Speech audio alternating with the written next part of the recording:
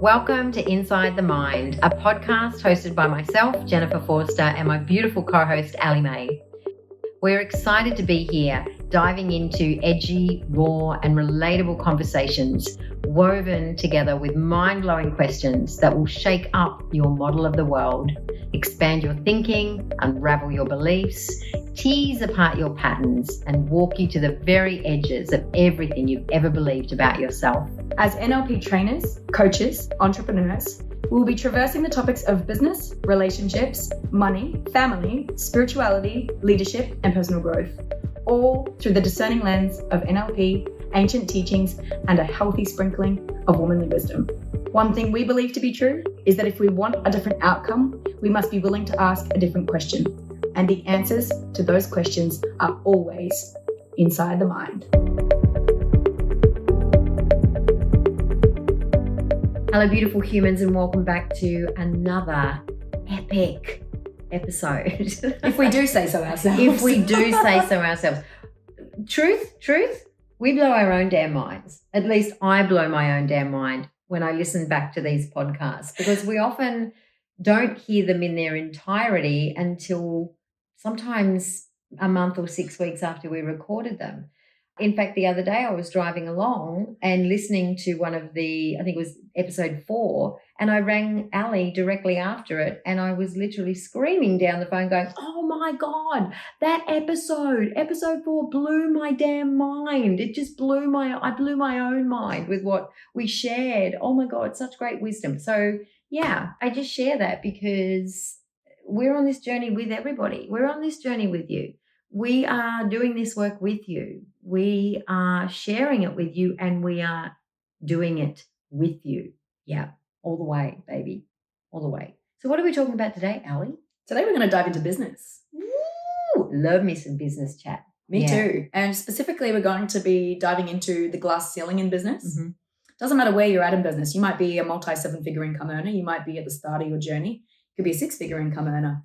You might make less than that in a year. Wherever you're at right now is absolutely perfect. And one thing we know to be true is that no matter where you are at in business, you will hit a glass ceiling. And again, and again, and again. And my viewpoints on a glass ceiling is that we're going along, life's good, money's flowing, everything feels great. And I'll keep this to business. Everything feels great. We've got the clients coming in. We've got the rocking team. And then all of a sudden, everything just randomly feels like it's going to shit.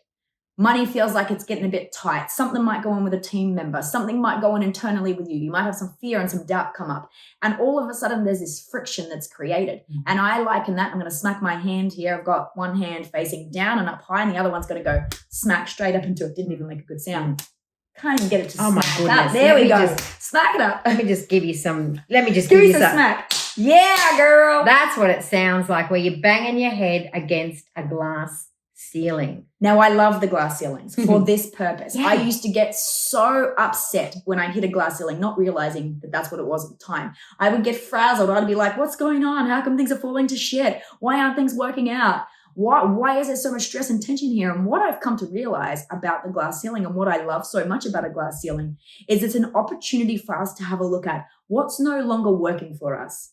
Because if we set a new goal for ourselves, a new vision for ourselves, if we've been a 6-figure income earner and we want to go to 7 figures, there's going to be some stuff that's going to come up around our capability to do that. It could be around extra time being required to do that. It could be a multitude of things. And the version that we've been up until that point, there are some things in that version of us that we're not going to be able to take with us. There are going to be some patterns or some programs or some beliefs that are going to be in the way of us going to that next level of ourselves. So for me, I'm like, bring it on, bring on the glass ceiling. Show me that belief that's in the way that's stopping me from having what I truly desire in this moment. And it reminds me of a very particular time that I reference when we talk glass ceilings, or whenever we bring up glass ceilings. I go, remember sitting in that cafe, Allie, in Yandina, and I was having that glass ceiling moment. I'll share this with you very briefly, because this is often what we're doing when, not always, but sometimes, certainly my way of what happens for me when I hit a glass ceiling. I find that I get distracted by something else, and that something else will piss me off, rile me up, press all my buttons, and really draw my focus to it. So in this instance, we sat down in this cafe having lunch in Yandina, and I started to share with Allie about something that was going on in tennis at the time. And there was something going on around a particular tennis player. And I was so pissed off about the way it was all going and how the world was reacting and responding and all the things that were being said on social media and blah, blah, blah, blah, blah. And I just truly just, blah, blah, blah, blah, blah, just went on and on and on about this thing. And then Allie comes back to me after she listens so intently to my complaining about this situation. She says to me, what are you avoiding in your business right now? And I'm like, what? Wasn't talking about business, Allie. I was just talking. She goes, She said, well, maybe not in business, maybe in life, but I'm going to say business, Jen, because I know you. What are you avoiding? That this beautiful thing over here is distracting you from looking at, and you get to be invested in this big old complaint about something that isn't even relevant to you. What are you avoiding? What is it that you're not willing to look at right now in your business? And my God, do you remember that? My goodness, exactly that.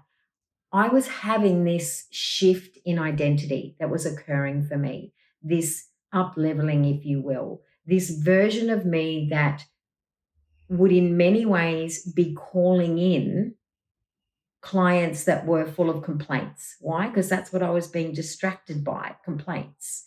So where did I get to create a new version of me who calls in clients that are aligned with the new version of me? It was so flippin' mind-blowing for me in that moment. And I completely elevated from that moment.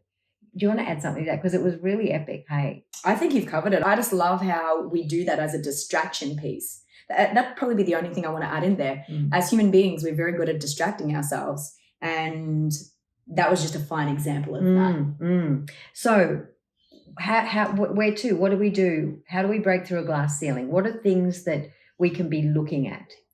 I feel like when we reach that point of being uncomfortable, the first thing is to have the awareness around the uncomfortable and not get stuck in the stories about what's going on or what's not going on in our lives.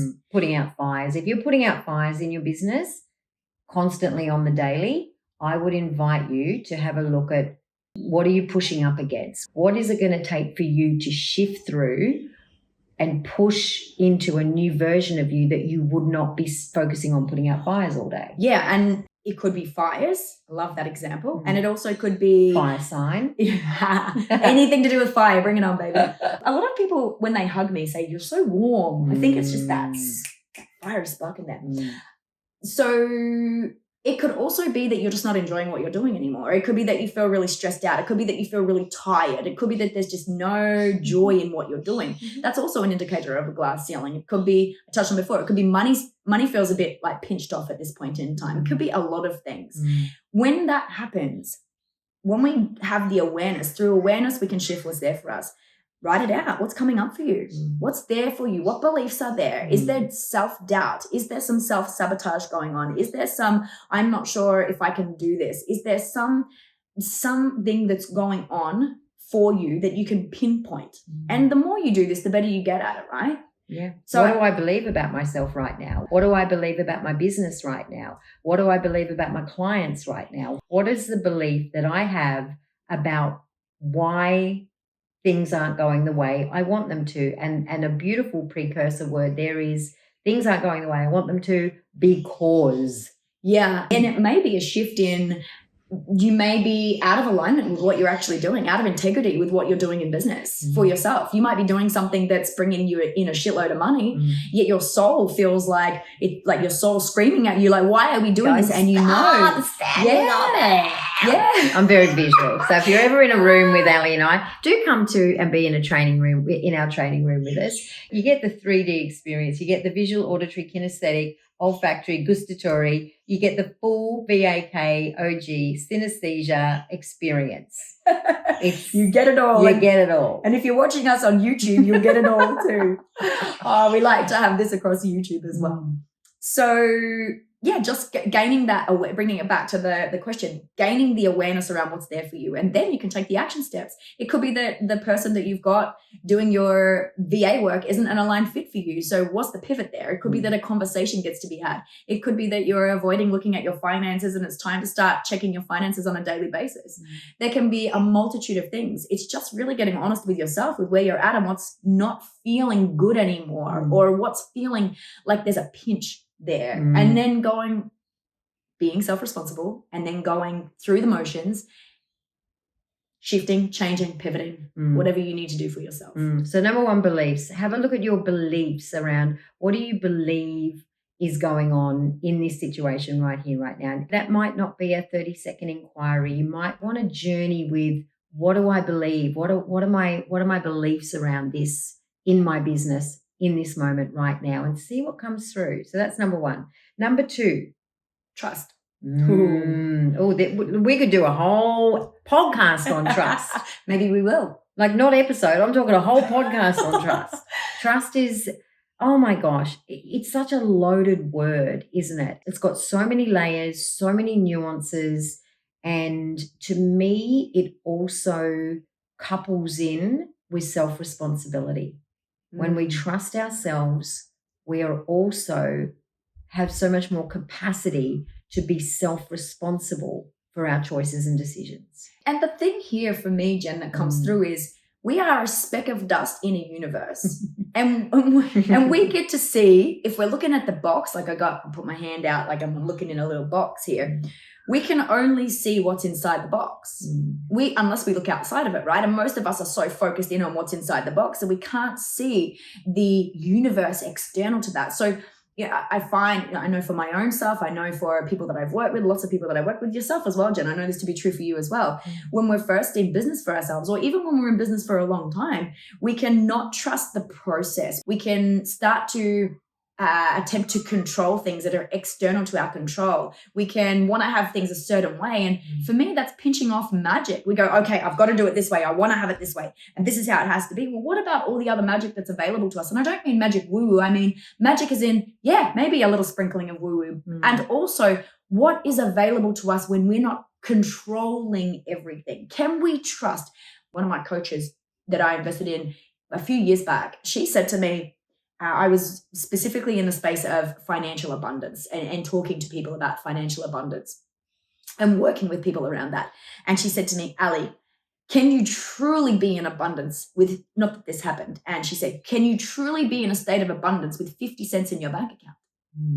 That's true abundance. Can you trust that the next day or that day that money's going to land in your bank account? Can you trust what you cannot see? If you're doing the work, if you're taking the action steps, if you're doing the things that get to be done, can you trust the process? That was a pivotal thing for me. That was a pivotal moment with what she said there. It can be scary, right? To go, well, what I'm seeing right now feels like my reality, yet there's so much more available to us that we can't see that is also our reality. And in that trust piece as well, when we're not in full trust, are we pinching off our own potentiality as well? What are our capabilities? What are we telling ourselves that we can only do when we could probably do so many other things? So trust is such a very big piece, and it kind of leads us into the third piece as well. Before we do that though, I just want to share on everyone's time is their own time. Yeah, this is a key piece. Yeah, this is one of my favorite pieces in trust.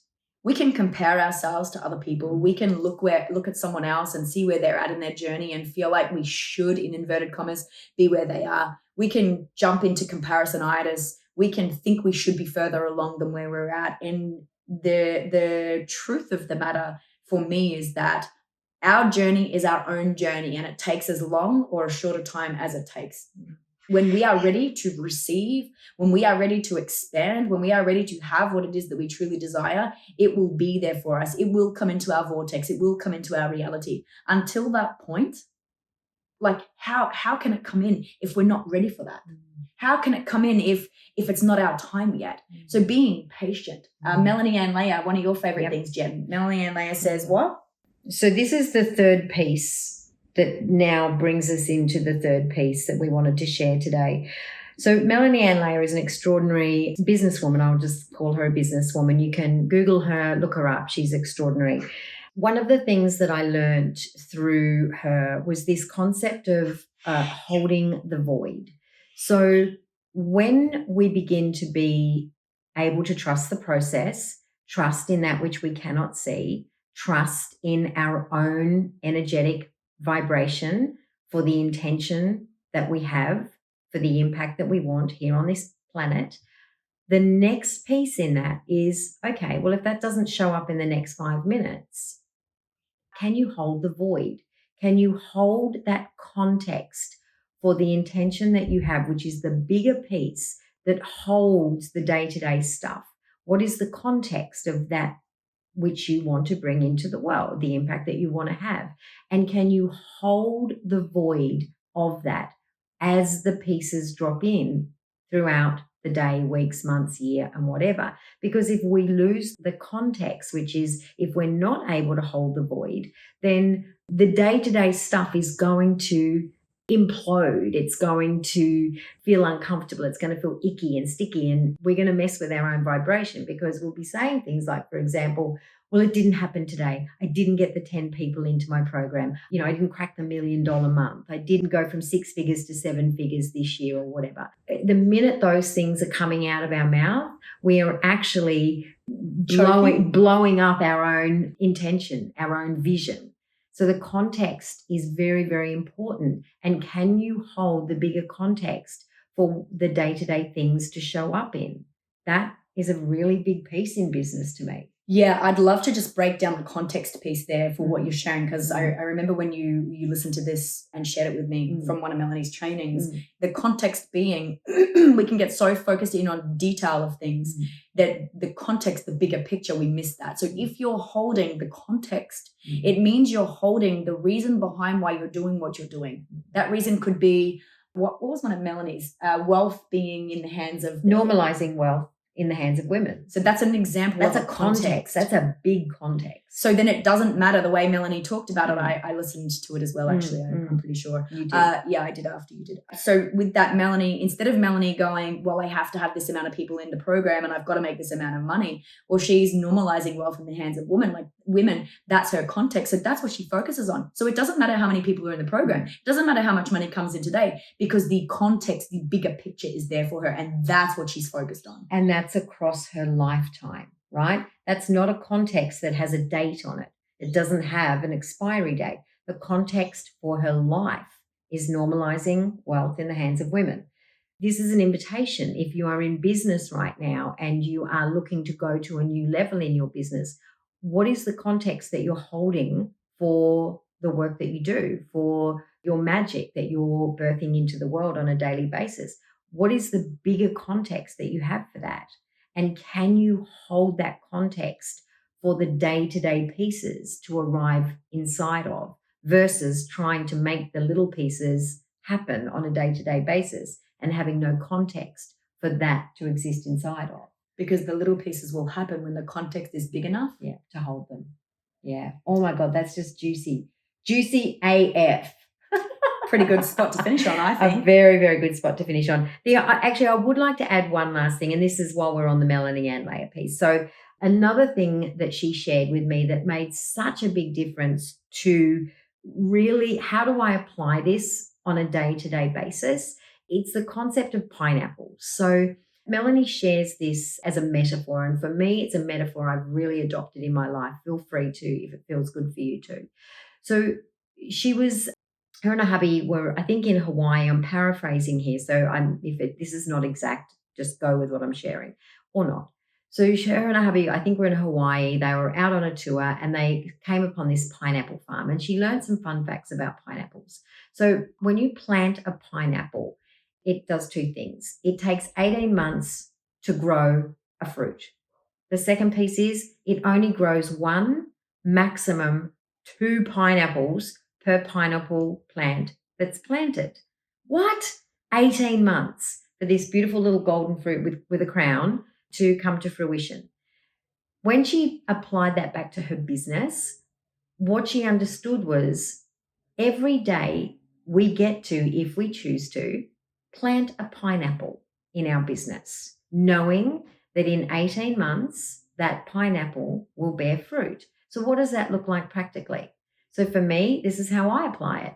Every day I do a Facebook post. Every day I do an Instagram post. Every day I have a conversation in my DMs.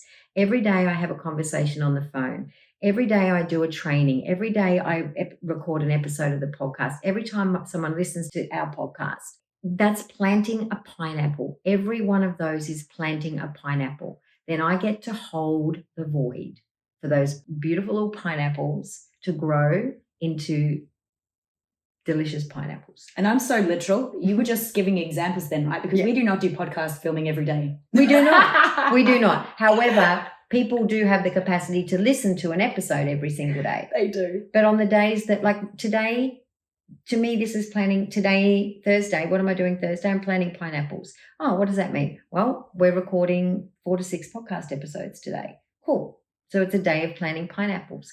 In fact, it's every day for me. Everything that I do in the context of the vision I hold for myself and my life, which is to get my context is to have NLP show up in every household on the planet as a first aid kit for the mind so that we can treat the paper cuts of the mind while they're still paper cuts. That's my context. Inside of that context, everything else gets to be what I do on a daily basis. How do I do that metaphorically? I just plant pineapples every single day, knowing that they're going to grow into beautiful golden fruits with gorgeous little crowns. Yeah, it's beautiful. Yeah. And we are complete. See you on the next episode.